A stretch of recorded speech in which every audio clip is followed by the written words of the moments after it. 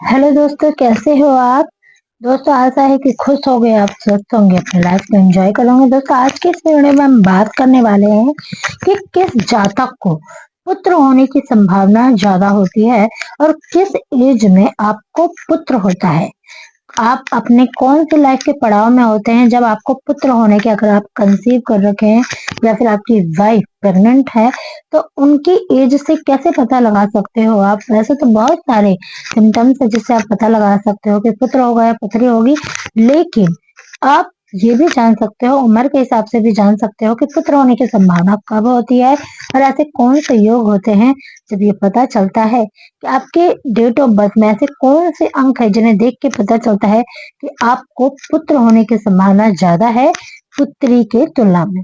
तो चलिए दोस्तों, इस वीडियो को स्टार्ट करते हैं। दोस्तों, आपको समझाने के लिए मैंने यहाँ पर एक डेट ऑफ बर्थ ले रखी है। दोस्तों, पुत्र और पुत्री कब होती है? दोनों के संयोग से होती है। तो अगर आपके पास दोनों की ही डेट ऑफ बर्थ है तो बहुत ज्यादा अच्छा है, आप दोनों की ही ले लो। लेकिन मेरे पास एक का ही डेट ऑफ बर्थ है तो मैंने यहाँ एक का ही, एक व्यक्ति का ही लिखा है। लेकिन अगर आपके पास, आप दोनों दंपति के पास, आप दोनों को पता है कि आपकी डेट ऑफ बर्थ क्या है, तो आप उसे लिख लीजिए, क्योंकि इस चार्ट के हेल्प से हम भरेंगे चार्ट, उससे पता चलेगा कि आपके पास कौन कौन से अंक मौजूद है। उसके हिसाब से आपको पुत्र होने की संभावना कितनी है और किस एज में आपको पुत्र होगा। तो दोस्तों, आप इस प्रकार से अपने डेट ऑफ बर्थ लिख दीजिए। अब हम निकालेंगे मूलांक। मूलांक कैसे निकालते हैं? जो हमारा पहला डेट होता है उसे हम सिंगल डिजिट में कर लेते हैं। अगर आपके पास सिंगल डिजिट में ही है तो आप वैसे ही लिख ले, वही आपका मूलांक होगा। लेकिन अगर आपके पास सिंगल नहीं है, डबल है मेरी तरह, तो आप इसे प्लस कर लीजिए। कैसे करेंगे? तो 2 प्लस में 6 इज इक्वल टू 8। तो मूलांक हो गया 8। अब क्या करेंगे? भाग्यांश के लिए सारे अंकों को जोड़ देंगे। तो 2 plus 6 plus 9 plus 1 plus 9 plus 8 plus 8। अभी सबको जोड़ देंगे तो कितना हो जाएगा? हो गया 9 9 16 17, 7 आएगा। सबको जोड़ने के बाद आपका 7 आएगा।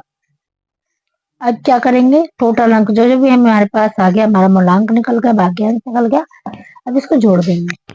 कैसे जोड़ेंगे? जो सॉरी सारे अंक है उसको लिख लेंगे। तो 2 6 9 1 9 8 8 मूलांक 8, ये 7। अब क्या करेंगे? इस चार्ट के हेल्प से, ग्रिड की चार्ट के हेल्प से हम इसको भर लेंगे। अब देखेंगे हमारे पास 2 है, 2 हमारे पास एक बार, तो 2 हम भर लेंगे। 2 किसका होता है? चंद्रमा का, विवाह का, संबंध का, प्रेम का, मन का कारक, है ना। फिर उसके बाद 6, 6 किसका होता है? 6 होता है शुक्र का, लग्जरी का, सहायक मित्र का, रहन सहन का, रोमांस का। ठीक। उसके बाद 9, 9 कहाँ है? यहाँ पर।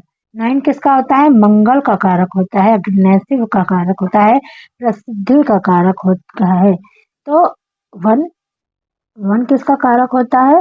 1 सूर्य का कारक होता है, करियर का, यश का, प्रतिष्ठा का, मान सम्मान, सेल्फ कॉन्फिडेंस।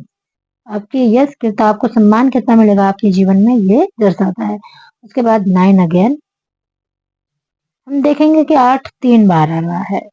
तो 8 किसका होता है? शनि महाराज का होता है, ज्ञान का होता है, ज्ञान का होता है, न्याय का होता है। आप अपने जीवन में किस प्रकार से अच्छे कार्य करते हो, न्याय को ध्यान में रखकर कार्य करते हो, किस प्रकार से आप अपने जीवन में कार्य करते हो, ये सारा कितना ज्ञान मिलेगा आपको, ये सारा 8 है तय करता है। उसके बाद 7, 7 किसका कारक होता है? केतु का। केतु का कारक होता है, बच्चे का होता है, गुड़ का, सॉरी, बच्चे का, गुड़ का, रहस्य का। ठीक है। तो केतु संतान का कारक भी होता है। तो दोस्तों, सारे हमने भर लिए हैं इस लूप विजिट की हेल्प से। आप चाहो तो इसका स्क्रीनशॉट भी ले सकते हो इस चार्ट का। इससे आप सहायता से अपने चार्ट को भर लीजिए। अब आप देखोगे कि यहाँ पर ये 3 बॉक्सेस खाली हैं। खाली बॉक्सेस को छोड़ देते हैं, हम जो जो अंक हैं उसी पे बात करेंगे। तो दोस्तों, यहाँ पर हो रही है बात कि आपका पुत्र होने की संभावना कब होती है? हमारी चार्ट में ऐसे कौन से अंक होते हैं, ऐसे कौन से अंक हैं जो बताते हैं कि हमें पुत्र होने की संभावना ज्यादा होगी? तो चलिए जान लेते हैं। तो दोस्तों, कब आती है संभावना पुत्र के लिए? पुत्र की बात करें तो दोस्तों, जब आपकी कुंडली में 7 हो, 4 हो एंड 5 हो।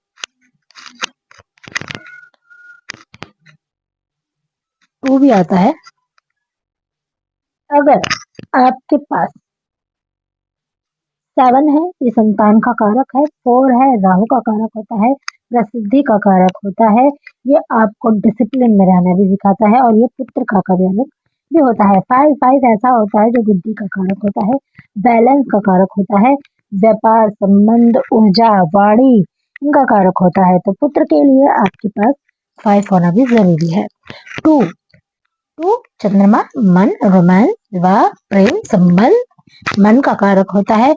तो अगर आपके पास ये चारों संख्याएं हैं तो आपको पहला पुत्र, पहली जो संतान है वो पुत्र होगी। अब आप देखेंगे इनके पास 7 है, 4 नहीं है, 5 नहीं है, 2 है। तो इनके पास 4 में से अगर 3 अंक भी होते हैं तभी आपके पुत्र होने की संभावना होती है, लेकिन 2 ही अंक है तो आपकी संभावना पुत्री होने की है। तो इनकी संभावना है कि इनका पहला संतान जो है वो पुत्र हो। ठीक है, अब आपकी जो संभावना है ये पुत्री की बन रही है, पुत्री की संभावना है ये। अब हमने बात करनी है कि एज के बारे में, कि किस एज में हमें पुत्र होना जो होता है वो निश्चित होता ही होता है। तो 22, 23, 31 और 31, 32,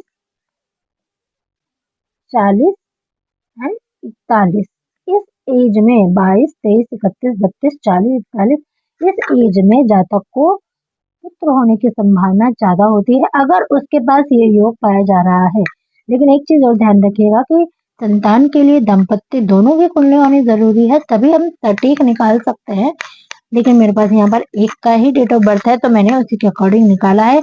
तो इनके अकॉर्डिंग से पुत्र होने की संभावना ज्यादा है, बट अगर इनके काउंटर पार्ट की भी होती तो हम ज्यादा अच्छे से निकाल पाते। तो अगर आपके पास दोनों की है तो अच्छे से निकाले। तो अगर आपके पास दोनों को मिलाकर ये चारों अंक आ रहे हैं तो पुत्र होगा आपके पास, अदरवाइज आपको पुत्री होगी।